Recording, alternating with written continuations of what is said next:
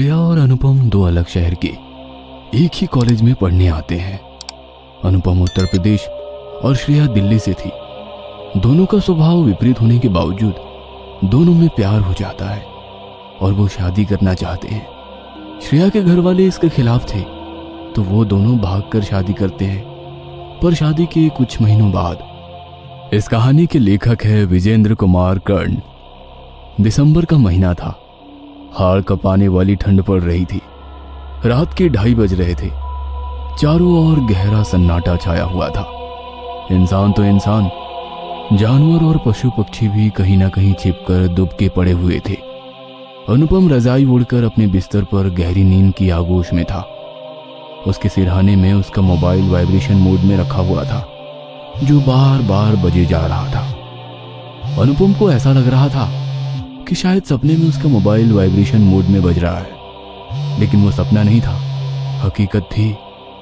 अनुपम की नींद खुली और उसने मोबाइल की ओर देखा। उसकी मोबाइल की स्क्रीन पर लिखा आ रहा था श्रेया कॉलिंग। अनुपम शॉक्ड रह गया। पहले उसने अपने बिस्तर की ओर देखा, फिर कॉल पिक कर लिया। हेलो अनुपम। ये क्या है श्रेया, कहाँ हो तुम? अनुपम की बात पर श्रेया जोर से हंसती है और कहती है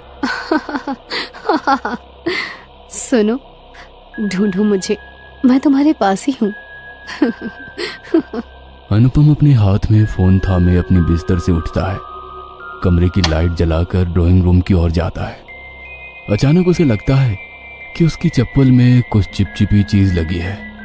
वो अपनी चप्पल की ओर गौर से देखता है तो उसकी चीख निकल जाती है। ड्राइंग रूम में कई जगह खून बिखरा हुआ पड़ा था और उसकी चप्पल पर वही खून लगा हुआ था। अचानक उसकी नजर फ्रिज के पास जाती है जिसका दरवाजा खुला होता है। वह देखता है कि एक लड़की ने अपने कंधे और कान के नीचे मोबाइल दबा रखा है और वो बातें कर रही है।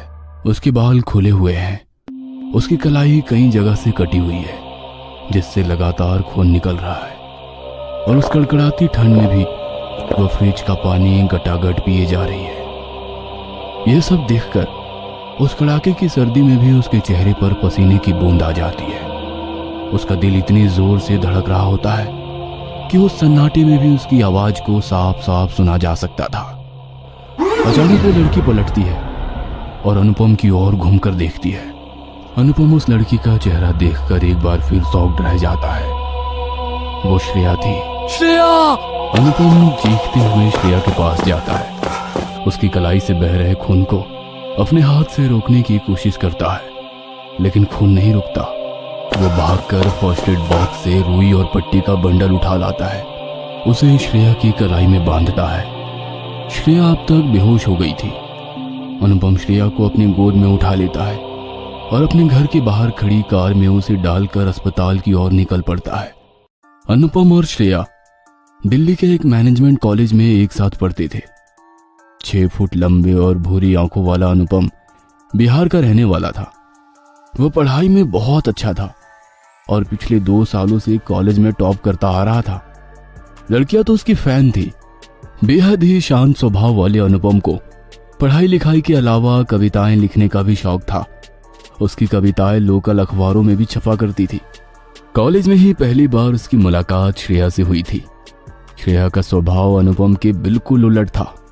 वो बहुत ही ज्यादा बातूनी थी। पहली बार जब वो अनुपम से मिली तो वो उसे बहुत ही बोरिंग लगा। उसे अनुपम पर बहुत गुस्सा भी आया और उसे ये भी लगा था कि इस बोरिंग और बिल्कुल चुपचाप रहने वाले बिहारी लड़के को सभी इतना प्यार क्यों करते हैं। श्रेया के पापा का दिल्ली में बहुत बड़ा कारोबार था। वो उनकी इकलौती बेटी थी। वो दिल की बुरी तो नहीं थी, लेकिन जरा नकचढ़ी थी। पढ़ाई में भी उसका मन कुछ खास नहीं लगता था, लेकिन वो कहते हैं ना कि ऊपर वाले ने आसमान से ही जोड़ियां तय कर रखी है। उनके नोट्स लेने देने का सिलसिला कब दिल लेने देने में तब्दील हो गया, इसका उन्हें भी पता नहीं लगा। उसके बाद तो अनुपम की खामोशी भी श्रेया को अच्छी लगने लगी और श्रेया की बकबक अनुपम की कमजोरी बन गई।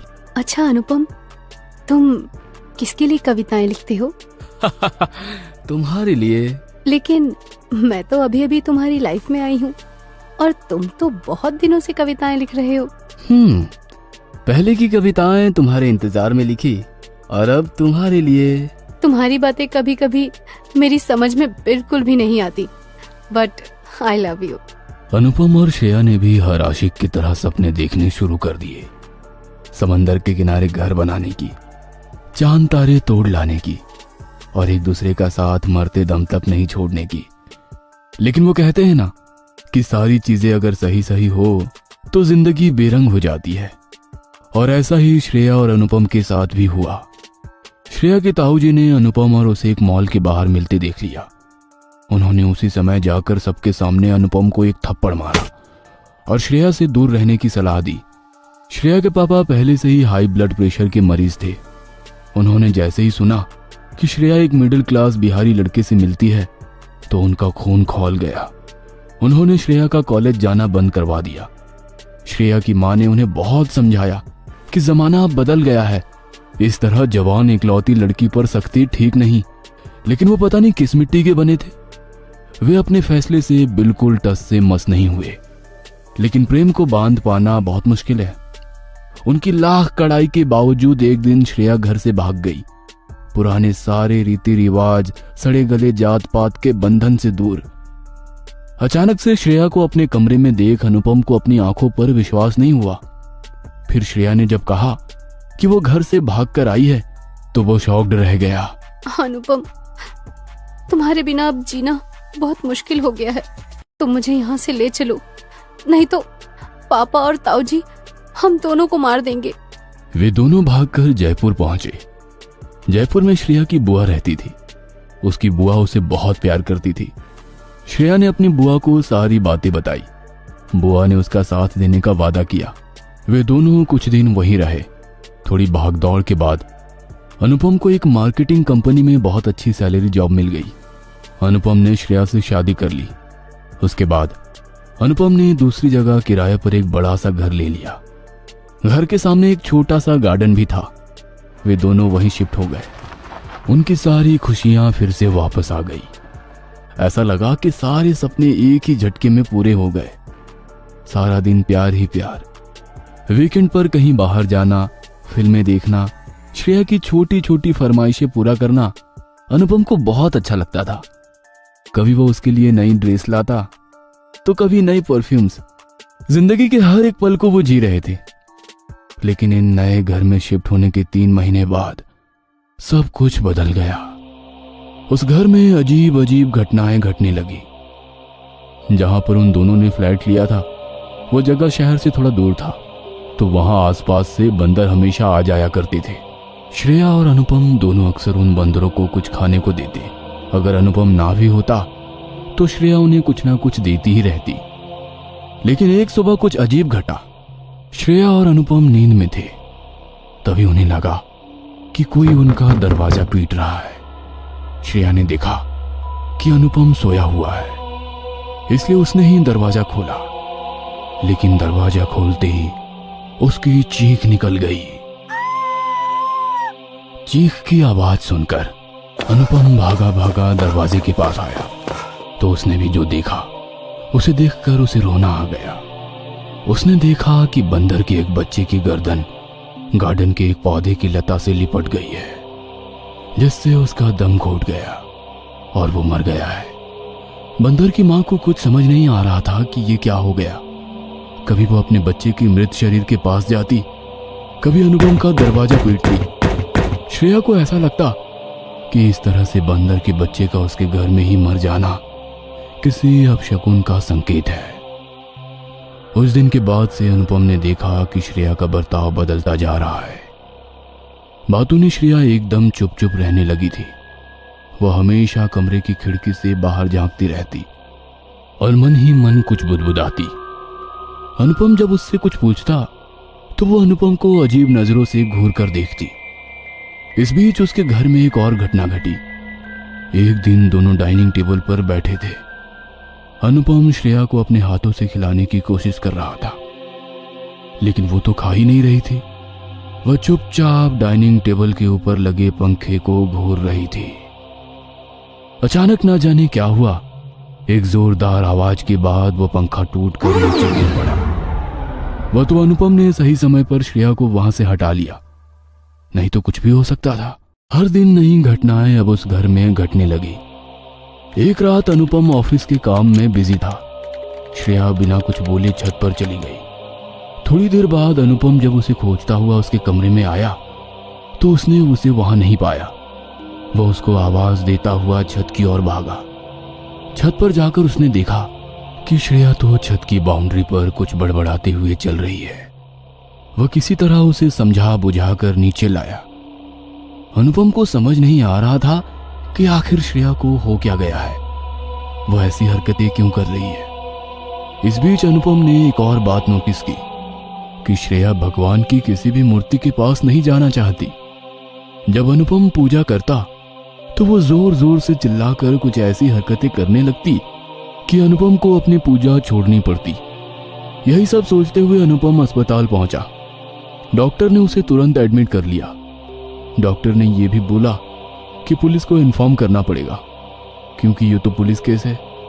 उसकी पत्नी ने सुसाइड अटेम्प्ट किया है। तब अनुपम ने रोते हुए डॉक्टर को सारी बातें बताई और उनसे गिड़गिड़ाते हुए रिक्वेस्ट किया कि वो प्लीज पुलिस को ये सब ना बताए। डॉक्टर उसकी बात मान गया और उसने कहा कि ठीक होने के बाद वो अपनी पत्नी को किसी अच्छे साइकियाट्रिस्ट को दिखाए। कुछ दिन बाद श्रेया अस्पताल से आई। अनुपम किसी अच्छे साइकियाट्रिस्ट के बारे में ही पता कर रहा था कि एक दिन श्रेया ने कुछ ऐसा किया जिसे देखकर अनुपम को लगा कि उसकी पत्नी पर कोई साया है। एक रात जब अनुपम की नींद खुली तो उसने देखा कि उसकी पत्नी बाहर बगीचे में निकल गई है और वो नीचे बैठकर किसी से अजीब भाषा में बातें कर रही है। कभी वह जमीन पर लौटने लगती, कभी अपने नाखून से जमीन को कुरेदने लगती। अनुपम ने जब उसे टोका तो उसने पहली बार अनुपम पर हमला कर दिया और किसी जानवर की तरह उसके शरीर को नोचने लगी। अनुपम ने किसी तरह उसकी गिरफ्त से खुद को छुड़ाया। कुछ देर बाद श्रेया खुद ब खुद शांत हो गई। अगले दिन अनुपम ने अपने ऑफिस के सबसे अच्छे दोस्त कुणाल को सारी बातें बताई। कुणाल ने उसे एक पहुंचे हुए अघोरी का पता बताया। उसने ये भी बताया कि वो अघोरी शमशान में ही रहता है और रात को ही उससे मिला जा सकता है क्योंकि दिन में वो कहाँ जाता है इसका पता किसी को नहीं। अनुपम ने तय कर लिया कि उसे क्या करना है। वो श्रेया को लेकर अगले दिन उसी अघोरी बाबा के पास पहुंचा और उन्हें सारी बातें बताई। अघोरी ने श्रेया को घूरते हुए देखा। श्रेया भी अघोरी को घूरने लगी। फिर अघोरी ने अनुपम के कान में कुछ कहा। अनुपम वहां से उठकर चला गया। जब वो आया तो उसके हाथ में शराब की एक बोतल थी। अघोरी ने शराब की बोतल वहां रखे एक पत्थर पर दे मारी। पूरी की पूरी शराब जमीन पर गिर गई। उसके बाद अघोरी ने उस बोतल के टुकड़े से जमीन पर एक घेरा बनाया। उसने अनुपम को एक सिक्का उस घेरे के बीच में रखने को कहा। उसके बाद अघोरी कुछ मंत्र पढ़ने लगा। पल में ही उस सिक्के से खून निकलने लगा। जैसे जैसे उस सिक्के से खून निकल रहा था श्रेया के शरीर में भी ऐंठन होने लगी। वह जमीन पर लौटने लगी। अघोरी ने सिक्के को उठाकर दूर जलती हुई चिता पर फेंक दिया। श्रेया बेहोश हो गई। तुम्हारी पत्नी पर किसी ने काला जादू किया है। ये काले जादू की गिरफ्त में है। अगर ज्यादा दिन तक ये इस तरह रही तो मर जाएगी। अनुपम अघोरी की बात को गौर से सुन रहा था, लेकिन उसके बाद अघोरी ने जो बताया उसे सुनकर अनुपम को बहुत गुस्सा आया। श्रेया पर काला जादू उसके पापा और ताऊ एक अघोरी के जरिए कर रहे हैं और इस काम में उनकी मदद कर रही है श्रेया की बुआ। कहने को उसने तुम लोगों की मदद की, लेकिन कोई भी तुम्हारे साथ श्रेया की शादी से खुश नहीं है। अनुपम मन ही मन सोचने लगा, क्या दुनिया है ये। औलाद से ज्यादा लोगों को अपनी जात, अपनी बिरादरी की फिक्र है। श्रेया के पिता द्वारा किया जा रहा काला जादू कट सकता है, लेकिन इसमें किसी ना किसी की जान जरूर जाएगी।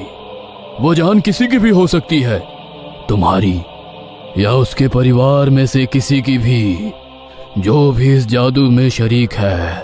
अनुपम ने मौन सहमति दे दी। अघोरी अपनी पूजा में लग गया। कुछ दिनों बाद श्रेया फूट फूट कर रोए जा रही थी। उसके सामने सफेद कपड़ों में लिपटी लाश पड़ी थी। अगरबत्ती का धुआं ऊपर की ओर उठ रहा था। क्यों छोड़कर चले गए मुझे। अब मैं किसके सहारे जीऊंगी, किसके सहारे जीऊंगी। किसको अपना पापा कहकर बुलाऊंगी? किसको?